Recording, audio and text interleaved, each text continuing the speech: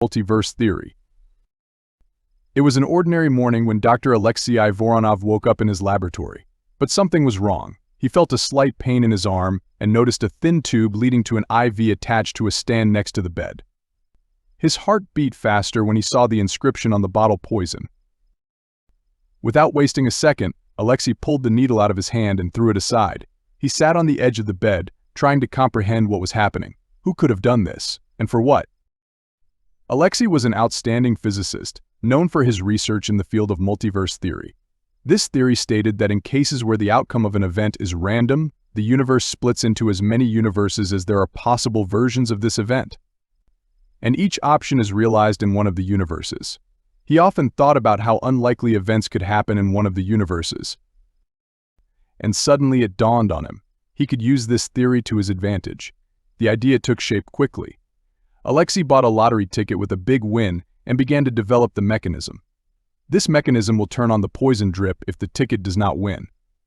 The logic was simple: in the universe where he wakes up alive, the ticket will definitely win. A few days later, everything was ready. Alexei set up the mechanism and went to bed, holding the ticket under his pillow. He closed his eyes with the thought that he would wake up in another reality, where his life would change forever. The ticket turned out to be a winner.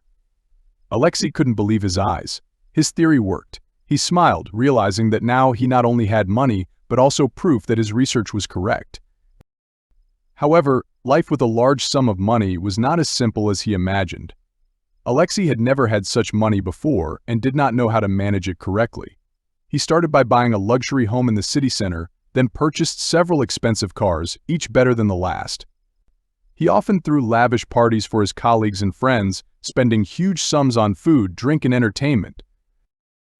His reckless spending didn't stop there.